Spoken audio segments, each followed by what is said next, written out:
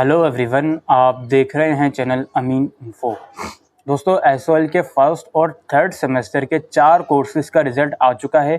BA programme के अलावा सभी कोर्सेज का फर्स्ट और थर्ड सेमेस्टर का जो रिज़ल्ट है वो डिक्लेयर कर दिया है एसओएल ने। रिज़ल्ट आने के बाद उसमें बहुत सी डिस्क्रिपेंसी है, जिसका इस वीडियो में हम उसके बारे में बात करने वाले हैं। इसके अलावा बीए प्रोग्राम का जो रिज़ल्ट है वो भी आ जाएगा बहुत ही जल्द। आप प्लीज़ थोड़ा सा और धैर्य बनाए रखें। इतना टाइम आप लोगों ने वेट करा है, प्लीज़ थोड़ा सा चंद दिनों का और वेट कर लीजिए। आप लोगों का रिज़ल्ट भी बहुत ही जल्द डिक्लेयर कर दिया जाएगा। इस वीडियो में हम बात करेंगे कि जिन जिन बच्चों के रिज़ल्ट में डिस्क्रिपेंसी है तो क्या उसका सॉल्यूशन रह सकता है, क्या उसके आगे का जो भी प्रोसीजर है वो हम इस वीडियो में बात करेंगे। सबसे पहले तो यार छोटी मोटी मिस्टेक्स मार्कशीट में हैं, खासकर जो बीकॉम प्रोग्राम वाले बच्चे हैं उनका एक सब्जेक्ट वहाँ पे शो नहीं हो रहा, तो वो बहुत ही जल्द ठीक हो जाएगा। उसके लिए आपको कुछ करने की ज़रूरत नहीं है, ठीक है। दूसरी चीज़, बहुत से बच्चों की मार्कशीट में जो है मदर नेम मेंशन नहीं है। मेनली सभी बच्चों की मार्कशीट में प्रॉब्लम है, तो कोई दिक्कत वाली बात नहीं है। एसओएल खुद से उसको रिजॉल्व कर देगा आगे आने वाले टाइम में, ठीक है। अच्छा, बहुत से बच्चों को मार्कशीट नहीं समझ में आ रही कि ये जो ग्रेड पॉइंट्स है ये कैसे निकला, ये जो क्रेडिट पॉइंट्स है कैसे निकला, ये एसजीपीए सीजीपीए कैसे निकला। तो अगर आपको ये चीज़ समझ में नहीं आ रही तो मैंने आज से तकरीबन लगभग 2 साल उस वीडियो को होने वाले हैं, तो वो वीडियो जाकर देखिए। उस वीडियो को आप देखोगे तो आपके सारी चीज़ें समझ में आ जाएंगी कि सीबीसीएस के अंदर क्रेडिट पॉइंट कैसे दिया जाता है और ग्रेड पॉइंट कैसे दिए जाते हैं, एसजीपीए सीजीपीए कैसे निकाला जाता है। तो अगर आप इंटरेस्टेड हो ये जानने में तो आप डिस्क्रिप्शन में आपको उस वीडियो का लिंक मिल जाएगा, उस वीडियो को जाकर देख सकते हो, ठीक है। अच्छा, अब हम आते हैं अपनी मेन कंसर्न पे, जो मेन प्रॉब्लम बच्चों को हो रही है। देखो, बहुत से बच्चों ने अपनी आंसर शीट पोर्टल में टाइमली अपलोड करी थी, उनके पास प्रॉपर मेल भी आ गया था एसओएल की तरफ से, हाँ जी आपके जो रिस्पॉन्स है वो सबमिट हो गए हैं। लेकिन उसके बाद भी बहुत से बच्चों के रिजल्ट में एब्सेंट दे दिया गया। देखो, आप लोग जिस सब्जेक्ट का रिजल्ट देख रहे हो उसके आगे देखो ग्रेड में क्या लिखा हुआ है। अगर एब्सेंट लिखा हुआ है इसका मतलब क्या है? इसका मतलब यह है कि एसओएल के पास आपकी आंसर शीट नहीं पहुंची है। आप लोगों ने तो अपनी तरफ से प्रॉपर अपना सबमिट कर दिया था, प्रॉपर आपको मेल भी आ गया था, लेकिन एसओएल क्या बोल रहा है कि हम आपको एब्सेंट दे रहे हैं क्योंकि हमें आपकी आंसर शीट रिसीव नहीं हुई। ये एसओएल का कहना है।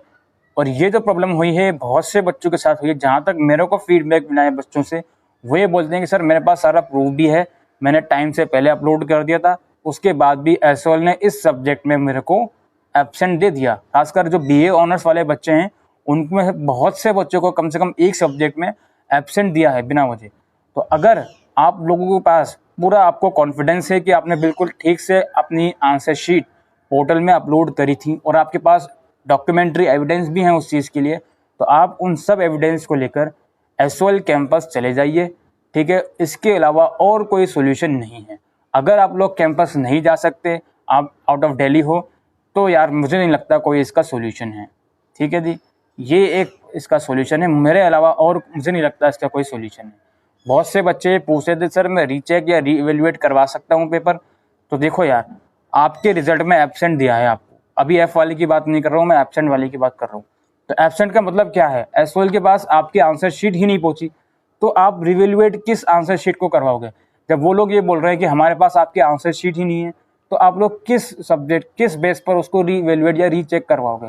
तो इस चीज़ को भी बिल्कुल दिमाग में रखना कि यार रिवोल्यूशन में पैसे फंसाने से पहले मैं ये कंफर्म कर लूँ कि यार मेरी तो मार्कशीट ही एसओएल के पास नहीं है, तो मैं किस बेस पर रिवोल्यूशन या रीचेकिंग करवाऊँ?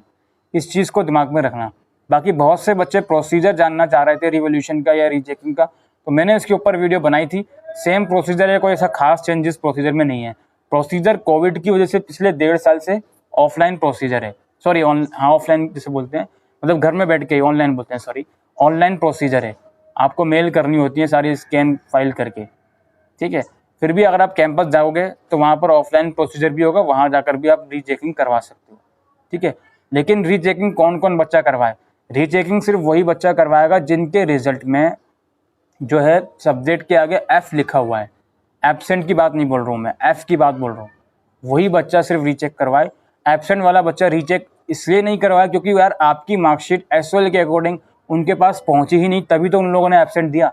तो आप रीचेक किस बेस पे करवाओगे? आप लोग पैसे फंसा के बैठ जाओगे जो कि नॉन रिफंडेबल होते हैं, उससे कुछ फ़ायदा नहीं है। लेकिन मैं आपसे हाईली रिक्वेस्ट करूंगा कि यार एसओएल कैंपस ज़रूर जाएं, जिन बच्चों को एफ भी दिया गया है और एब्सेंट भी दिया गया है और उनके पास सारे प्रूफ भी हैं, बहुत से बच्चे बोलते हैं कि सर मेरे पास प्रूफ नहीं है, मैंने आंसर शीट सबमिट करी थी लेकिन प्रूफ डिलीट हो गया एन नंबर ऑफ रीज़न की वजह से। तो अगर जब प्रूफ ही नहीं है आपके पास तो आप किस बेस पर एसओएल कैंपस जाओगे? वो तो छूटते ही ये बोल देंगे कि अलाउ जी प्रूफ दिखाओ। अपनी गलती तो वो लोग नहीं मानेंगे कि मैंने 5 महीने रिजल्ट डिक्लेयर करने में लगाए, उसके बाद भी मैंने इतने बच्चों के रिजल्ट में बिना वजह एब्सेंट दे दिया। यार 5 महीने बहुत होते हैं यार, 5 महीने लगभग आधा साल वो लोग किसी सेमेस्टर की रिजल्ट चेक करने में आधा साल लगभग लगा रहे हैं और उसके बाद भी रिजल्ट में डिस्क्रिपेंसी आ रही है बच्चों की। तो यार लानत है ऐसी चेकिंग पर, कैसी चेकिंग कर रहे हो आप? तो खैर कुछ नहीं हो सकता, अगर आप दिल्ली से बाहर नहीं जा सकते तो घर बैठिए, देखिए आगे का तमाशा क्या होता है। पिछले साल एसओएल ने अपनी वेबसाइट पर एक फॉर्म निकाला था जिसको उन बच्चों को फिल करना था जिनके रिजल्ट में बिना वजह डिस्क्रिपेंसी दे दी गई थी। हो सकता है इस साल भी फॉर्म निकाला जाए, तो उसके लिए आप वेट करने के अलावा और कुछ एक्टिविटी नहीं कर सकते हो। ठीक है जी, ये सब चीज़ें हैं जो मैं आपको समझाया हूँ। इसके अलावा बहुत से बच्चे, अब मैं आपको सिंपल सी एक चीज़ बता दूँ, देखो जिन बच्चों का एब्सेंट आया है या फिर फेल आया है या फिर ईयर किसी सब्जेक्ट में आया है उनका, तो वो सब्जेक्ट वो कैरी फॉरवर्ड करेंगे नेक्स्ट ईयर में। अगर आपका फर्स्ट सेमेस्टर का रिजल्ट आया है, किसी सब्जेक्ट में ईआर है, तो वो सब्जेक्ट आप थर्ड सेमेस्टर के साथ दोगे, जो कि आपके 15 दिसंबर से पेपर होंगे। ये 2020 बैच वाले बच्चों की बात हो गई। वहीं बात हुई 2019-20 बैच वाले बच्चों की, जिनका थर्ड सेमेस्टर का रिजल्ट आया है। अगर आपका थर्ड सेमेस्टर में किसी सब्जेक्ट में ईआर आया है तो वो पेपर आप दोगे 5वें सेमेस्टर के साथ। ठीक है, तो ये सारा प्रोसीजर चलेगा, किसी को भी ईयर बैक नहीं दी जाएगी, चाहे आपका चारों सब्जेक्ट में फेल करा हो, किसी को भी ईयर बैक नहीं दी जाएगी। वो सारे सब्जेक्ट नेक्स्ट सेमेस्टर साइकिल में कैरी फॉरवर्ड होंगे, अनलेस एंड अनटिल एसओएल कोई ऐसा फॉर्म ना निकाल दे अभी कि जिन बच्चों का रिजल्ट में डिस्क्रिपेंसी है वो ये वाला फॉर्म फिल करें, हम उनका रिजल्ट रीवेरीफाई करेंगे। निकाल देगी एसओएल तो बहुत ही अच्छी बात आप लोगों के लिए होगी। अदरवाइज आपको ये सारे पेपर नेक्स्ट सेमेस्टर साइकिल में देने होंगे। जब आप नेक्स्ट सेमेस्टर का फॉर्म अप्लाई करोगे तो उसमें इन सब्जेक्ट की फ़ीस भी आपको पे करनी होगी। ठीक है, और बाकी रीचेकिंग और रिवोल्यूशन का मैं आपको बता चुका हूँ, सिर्फ वही बच्चे अप्लाई करें जिनके रिजल्ट में एब्सेंट नहीं दिया, एफ दिया है रिजल्ट के आगे, वही बच्चे अप्लाई करें। क्योंकि अगर आपके रिजल्ट में एब्सेंट दिया है तो आपको मैं दोबारा रिपीट करता हूँ, इसका मतलब ये है कि एसओएल ये समझ रहा है, एसओएल ये मानकर बैठा है कि आपकी जो मार्कशीट है, आपकी जो रिजल्ट है, आपकी जो आंसर शीट है वो उनके पास नहीं पहुंची है, तो आप रिवैल्यूएट किस बेस पर करवाओगे? तो इस चीज़ को भी अपने दिमाग में रखना। अच्छा, बहुत से बच्चे अपने मार्क्स से भी सेटिस्फाइड नहीं है, काफ़ी बच्चे, तो इस वजह से भी रीचेकिंग करवा सकते हैं। देखो यार, अगर आपकी किसी सब्जेक्ट में 6 या उससे कम 6 से कम मार्क्स हैं, 6 भी हैं तो मत करवाना, 6 से कम मार्क्स है तो ही मैं सजेस्ट करूँगा रीचेक के लिए डालना पेपर। अगर एटलीस्ट 6 ग्रेड भी आपको दिया है या उससे ज़्यादा दिया है तो मत करवाना रीचेक, यार कुछ फ़ायदा नहीं है। आप एक चीज़ तो ये होगी आपके साथ कि आप रीचेकिंग के लिए पेपर डाल दोगे, महीनों भर उसका रिजल्ट नहीं आएगा, फिर आप यहाँ पे सेमेस्टर के फॉर्म निकल जाएंगे, उसके लिए परेशान रहोगे कि यार मैंने एक पेपर रीचेकिंग के लिए डाला हुआ है, क्या इसका फॉर्म फिल करूँ या नहीं करूँ। ये सब टेंशनें आपको रहेंगी और चांसेस पे ये मार्क्स बढ़ने के चांसेस बहुत ही कम रहते हैं।